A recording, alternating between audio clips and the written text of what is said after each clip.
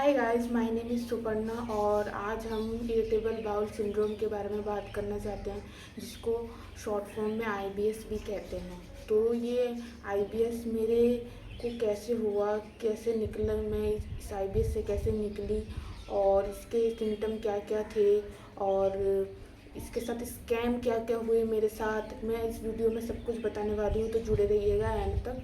और वीडियो अगर पसंद आए तो अपने कमेंट में ज़रूर बताइएगा कि कैसा लगा, कैसा नहीं लगा। तो सबसे पहले आईबीएस मुझे 6 साल पहले स्टार्ट हुआ था। पहले सिर्फ पेट में दर्द होता था, हल्का हल्का पेट में दर्द होता था। बाहर का कुछ भी खाती थी तो शुरुआत से ही थोड़ी सी वॉमिटिंग हो जाना, बाहर का अपच हो जाना, ये सब होता था बीच बीच में। और उसके लिए मैं दवाई लेती थी, के पेट दर्द की या गैस की दवाई लेती थी, जिससे कि मेरा वो कम हो जाता था। लेकिन धीरे धीरे जो दर्द महीने में एक बार या 2 महीने में एक बार होता था, वो धीरे धीरे 15 दिन में एक बार, एक हफ्ते में 2 बार ऐसे स्टार्ट लग गया। फिर क्या मैं बोल रही, ऐसे स्टार्ट होने लग गया मेरे को दर्द। उसके बाद जाके आईबीएस धीरे धीरे धीरे धीरे मेरे को इतना परेशान करने लगा कि मैंने जो बाहर का खाना मैं खाती थी वो खाना पीना छोड़ दिया, क्योंकि वो इतना ज़्यादा मुझे इरिटेट करता था। उसके कारण मुझे ब्लोटिंग हो जाना, गैस बनना और वॉमिटिंग होना, ये सब होता था। तो उसके बाद ऐसे चलते चलते चलते चलते 24 घंटे पेन रहना पेट के अंदर, ऐसे होते होते कई साल बीत गए। फिर अचानक से मेरी तबीयत 2021 में बहुत ख़राब हुई, जिसके कारण पेट में इन्फेक्शन हुआ। पेट में इन्फेक्शन होते के साथ मेरा हॉस्पिटल में एडमिट हुई। हॉस्पिटल में एडमिट होने के बाद मेरे ट्रीटमेंट चला, ट्रीटमेंट 15 दिन। उसके बाद जब मैं वापस घर आई, घर आने के बाद मुझे धीरे धीरे अपने सिम्टम नोटिस हुआ कि आईबीएस में ऐसे ऐसे सिम्टम होते हैं। मेरी सबसे पहला जो आईबीएस में सिम्टम मेरे चेंज हुए थे, सबसे पहला सिम्टम था कि मेरे बाउल हैबिट्स सबसे पहले चेंज हुए थे। जैसे कि खाने के तुरंत बाद मुझे अर्जेंसी लगना कि मुझे अभी ही जाना पड़ेगा, नहीं तो मैं नहीं रोक सकती। पहले ये हुआ शुरुआत। फिर धीरे धीरे 1 बार, 2 बार, 3 बार, दिन में 4-5 बार करके स्टार्ट होने लग गया। मतलब जब भी कुछ भी खाओ तो वॉशरूम के लिए जाना पड़ता था। उसके बाद धीरे धीरे मैंने मम्मी को ये बताया कि मम्मी मेरे को ये प्रॉब्लम हो रही है। अपनी फैमिली वाले से डिस्कस भी किया मैंने। तो उनके लिए था कि हाँ भाई, होता है, खाना डाइजेस्ट नहीं हो रहा या अपच हो रहा है, इस वजह से ऐसा हो रहा है। मुझे भी यही लगा। उसके बाद हमने मेरे सिम्टम उसके बाद ये थे कि धीरे धीरे मेरा वेट है ना, सबसे मेन जो दूसरे पॉइंट पे आता है वो है मेरा वेट गिरने लगा था।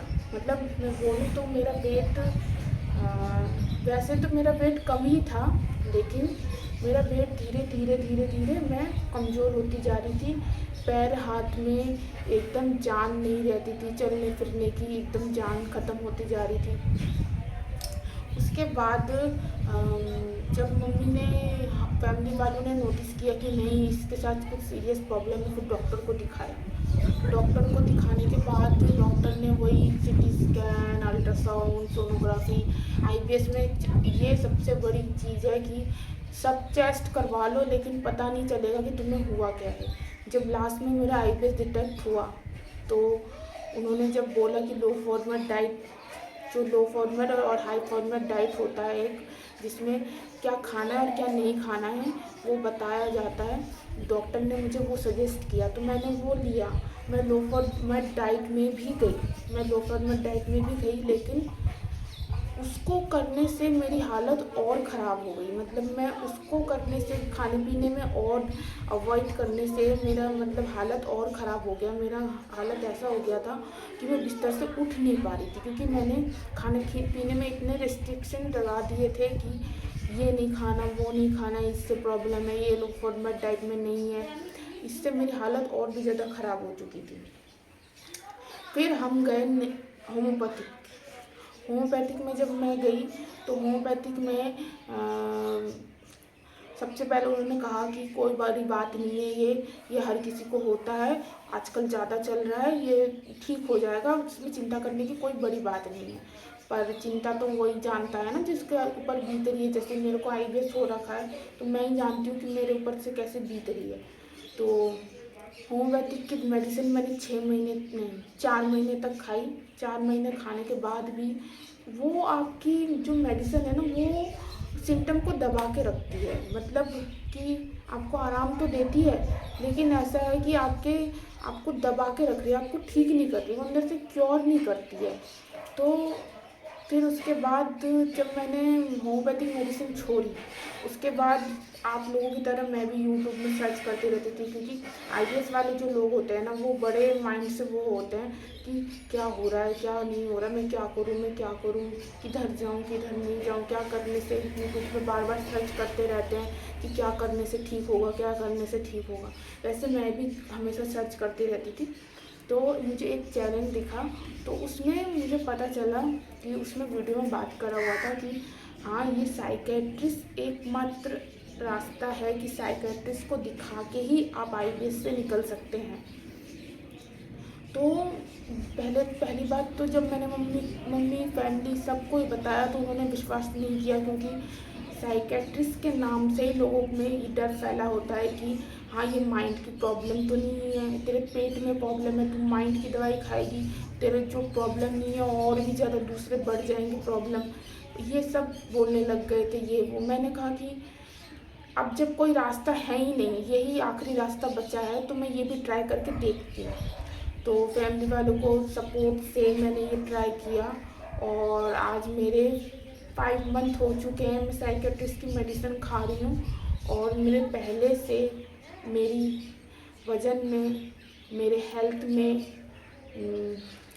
मेरे खान पीन के डाइट में हर चीज़ में बदलाव आया। पहले मैं जैसे कुछ भी खाती थी तो हजम नहीं होता था, बार बार डकारे आना, बार बार वॉशरूम के लिए भागना, बार बार चिंता करना, ओवर थिंकिंग तो इतनी ज़्यादा होती है इसमें कि पूछो मत। दिन रात हमेशा चिंता रहना, मैं ठीक होंगी कि नहीं, मेरी लाइफ कैसी होगी, पास्ट को लेके चिंता, फ्यूचर को लेके चिंता, मतलब हर चीज़ को लेके चिंता चिंता चिंता। फिर जाके जब मैंने ये धीरे धीरे दवाई खाई, दवाई से मुझे धीरे धीरे दिखने लगा कि हाँ, नहीं, कुछ तो आराम मिल रहा है। पहले ये पॉइंट भी आप नोटिस करना कि जब साइकेट्रिस्ट की मेडिसिन आप लोग शुरू करेंगे तो डरने की कोई बात नहीं है, क्योंकि ये माइंड और पेट को एक साथ कनेक्ट जो करता है उसको शांत करता है। और जहाँ तक मैं समझी हूँ कि माइंड और पेट का जो कनेक्शन है वो उसको शांत करके हमारी जो प्रॉब्लम है उसको ठीक करता है। जब मैंने दवाई शुरू की थी, शुरुआत के कुछ दिनों तक तो मुझे first month, second month, third month तक तो मुझे कॉन्स्टिपेशन बहुत रहा, जिससे घबराना नहीं है। आप उसके लिए लैक्सेटिव ले सकते हैं तो आपकी कॉन्स्टिपेशन चली जाएगी। आप ये मत सोचना कि मैंने तो ये दवाई खाई और इससे तो मेरे को और प्रॉब्लम हो गई। पर वैसे IBS डायरिया वालों के लिए तो ये बहुत अच्छी बात है कि उन्होंने कॉन्स्टिपेशन होगा तो उनके लिए तो ये बड़ी अच्छी बात है कि डायरिया नहीं हो रहा है। लेकिन जिनको कॉन्स्टिपेशन है उनको और कॉन्स्टिपेशन हो जाता होगा तो डरने की कोई बात नहीं है। इसमें ये साइड इफ़ेक्ट शुरुआत के दिनों में दिखते हैं, फिर ये धीरे धीरे चले जाते हैं, नहीं रहते हैं। तो मैं ये कहना चाहती हूँ कि एकमात्र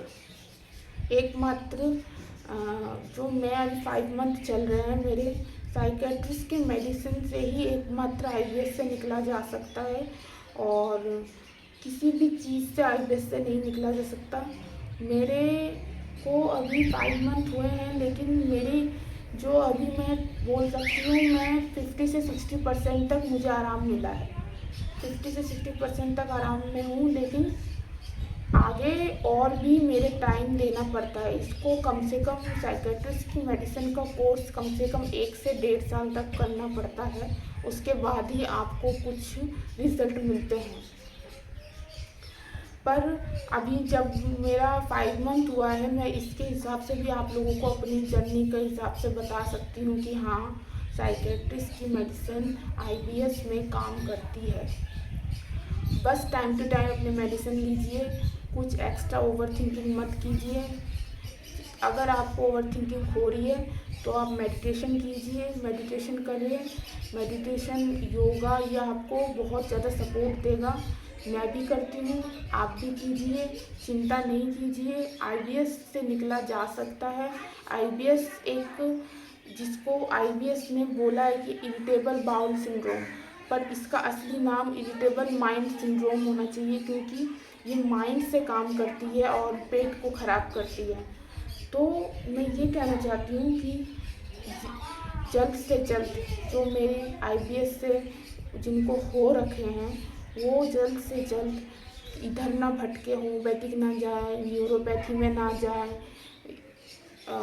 और अलग अलग नुस्खे ये सब ना करें, वो सीधे साइकेट्रिस्ट के पास जाए और अपना इलाज कराएं।